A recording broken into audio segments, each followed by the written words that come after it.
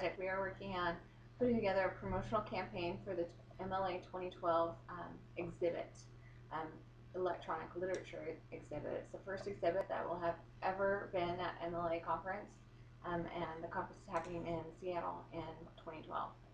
Anyhow, what's been interesting about this is kind of how this group of, I don't know, maybe 15 people, how we really come together and we have come up with so many creative ideas of how to approach this campaign. And this campaign involves Twitter and YouTube and Facebook and all sorts of print mailers, all sorts of different avenues to try and get out the message about the MLA campaign, not only to MLA members, but also electronic literature people and even people who aren't necessarily members, but who could get like a pass just to come to the exhibit itself or to the conference, and they don't even have to be a part of the MLA organization.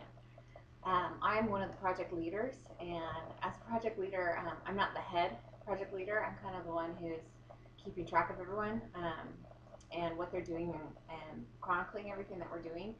And what is challenging for me is being able to stay on top of everything everyone else is doing, because there's so much that everyone is doing. And so I've created Google Docs for all the groups to communicate with each other.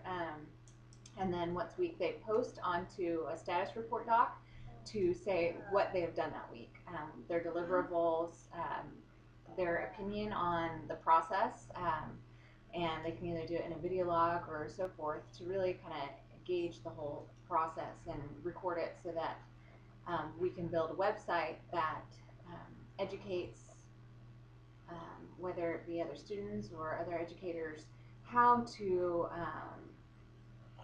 create this process for their classroom, and how we are doing it and the things that we're learning in the process. So it's really been interesting to see all the talents that people have. For me, I think that this goal or this job that I'm doing requires a lot of organization. I'm pretty organized, but really the hardest part is not necessarily organizing it, but just keeping track of it. Like I said, it is also really interesting to see how quickly, as a group, we were able to come up with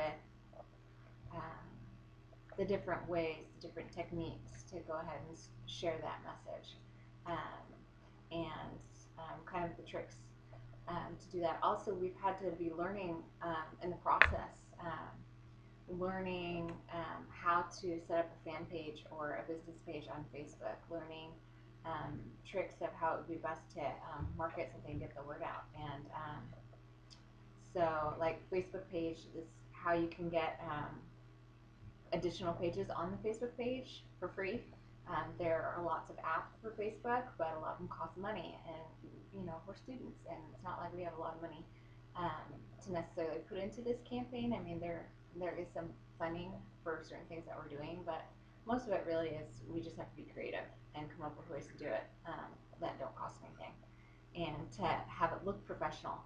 And being that we're all undergraduates in digital creative media, digital culture, we do have the tools. We know how to design websites. We know how to, do work with electronic means, and that's part of what we're all studying. So we certainly have the skills. It's just figuring out how to adapt them to this new form.